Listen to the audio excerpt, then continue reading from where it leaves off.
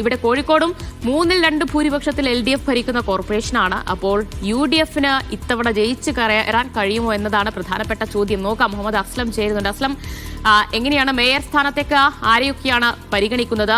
നമ്മളോട് പ്രതികരിച്ചപ്പോൾ DCC president K Praveenkumar വലിയ ആത്മവിശ്വാസമൊക്കെ പ്രകടിപ്പിക്കുന്നുണ്ട്. ആരൊക്കെയാണ് പരിഗണനാ പട്ടികയിലുള്ളത്?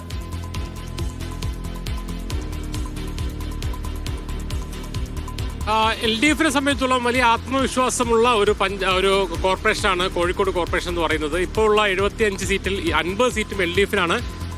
ഒരു സീറ്റിലൂടെ കൂടി 76 സീറ്റിലേക്കാണ് മത്സരം വരുന്നത്. എന്നാൽ പോലും ഏതെങ്കിലും തരത്തിലുള്ള വെല്ലുവിളി ഉണ്ടാവുമെന്ന് CPM-ഓ LDF-ഓ കരുതുന്നില്ല. അതുകൊണ്ട് തന്നെ അവിടെ നിലവിലെ ഡെപ്യൂട്ടി മേയർ മുസാഫർ അഹമ്മദിനെ മുൻനിർത്തിക്കൊണ്ടുള്ള പ്രചരണവുമായി മുന്നോട്ട് പോയി ഭരണം നിലനിർത്താൻ കഴിയുന്നുള്ള ഒരു തികഞ്ഞ ആത്മവിശ്വാസത്തിലാണ് LDF ഉള്ളത്. അവിടെ പ്രധാനമായും വികസന പ്രവർത്തനങ്ങൾ, ബീച്ചിന്റെ നവീകരണം, പിന്നെ പുതിയ പാളയം മാർക്കറ്റ് വന്നതുൾപ്പെടെ നിരവധി വികസന പ്രവർത്തനങ്ങൾ ചൂണ്ടിക്കാണിച്ചുകൊണ്ടും പിന്നെ അവരുടെ രാഷ്ട്രീയമായ അടിത്തറ ഈ നഗരമേഖലയിലുണ്ട്. അത് രണ്ടും മുൻനിർത്തിക്കൊണ്ട് വളരെ സുഖകരമായി വിജയിച്ചു കയറാമെന്ന ആത്മവിശ്വാസമാണ് LDF-ഉം CPM-ഉം പ്രകടിപ്പിക്കുന്നത്. പിന്നെ കോൺഗ്രസിനെ UDF-നെ സംബന്ധിച്ചാണെങ്കിൽ ഇത്തവണ അങ്ങനെ വെറുതെ വിട്ടുകൊടുക്കാൻ, അവർക്ക് LDF-ന് സുഖമായി വിജയിക്കാൻ തരത്തിലേക്ക് വിട്ടുകൊടുക്കാൻ അവർ തയ്യാറല്ല. അതുകൊണ്ട് തന്നെ വളരെ ശക്തമായ മത്സരം, നമുക്കറിയാം കോർപ്പറേഷനിലൊക്കെ നിരന്തരമായി പിന്നെ പ്രതിപക്ഷം എന്ന നിലയിൽ ശക്തമായ പ്രകടനങ്ങൾ കാഴ്ചവെച്ചുകൊണ്ടും അഴിമതി പ്രശ്നങ്ങൾ ഉയർത്തിക്കൊണ്ടുവന്നും നേരത്തെ ഒരു വെല്ലുവിളി ഉയർത്തിയിരുന്നു. ഇപ്പോൾ കോൺഗ്രസിന്റെ 3 സ്ഥാനാർത്ഥികളാണ് മേയർ സ്ഥാനാർത്ഥികളായി ഉയർത്തി കാണിക്കുന്ന ഒറ്റ ആളെ ഉയർത്തി കാണിക്കാതെ പ്രധാനപ്പെട്ട 3 നേതാക്കളെ ഇറക്കുകയാണത്.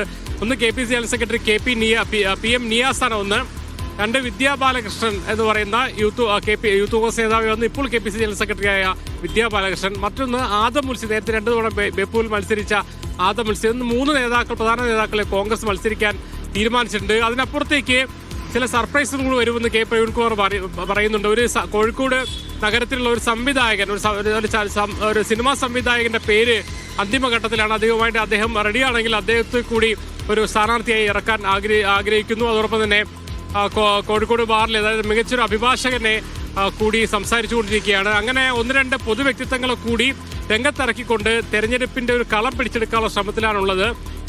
ഇന്നത്തോടു കൂടി തന്നെ അവിടെ മുസ്ലിം ലീഗും കോൺഗ്രസും തമ്മിലുള്ള പിന്നെ സീറ്റ് വിഭജന ചർച്ച പൂർത്തിയാവും.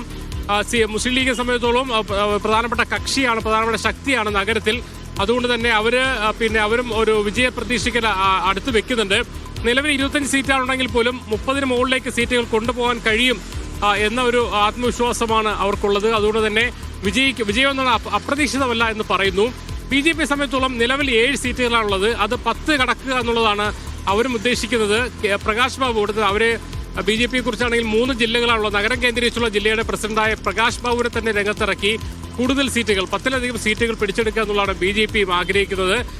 വാർഡ് വിഭജനം സംബന്ധിച്ച് വലിയ വിവാദങ്ങൾ ഉയർന്ന സ്ഥലമാണ്. മാത്രമല്ല ഇപ്പോഴും കോടതിയിൽ വാർഡ് വിഭജനം സംബന്ധിച്ചുള്ള ഹർജികളുണ്ട്. ഇന്നലെയും ഹർജി കേട്ടിരുന്നു. അതിലെന്തെങ്കിലും തീരുമാനമാവുമെന്ന് അറിയില്ല. എന്നാൽ പോലും അത് സംബന്ധിച്ചുള്ള ചില പ്രശ്നങ്ങൾ നിലവിലുണ്ട്. അതുകൊണ്ട് തന്നെ എങ്ങനെയായിരിക്കും എന്നതിനെക്കുറിച്ച് നമുക്ക് അപ്രതീക്ഷിതമായിരിക്കും. ഒരു കാര്യം ഉറപ്പാണ്, കഴിഞ്ഞ തവണ LDF-ന് ഒറ്റയടിക്ക് സ്വീപ്പായി പോകണമെന്നില്ല. പകരം നല്ല വെല്ലുവിളി ഒരുപക്ഷെ UDF ഉയർത്താനുള്ള സാധ്യതയുണ്ട്. BJPയും ഒരുപക്ഷെ എണ്ണം വർദ്ധിപ്പിക്കാനുള്ള സാധ്യതയും നമുക്ക് തള്ളിക്കളയാൻ കഴിയില്ല.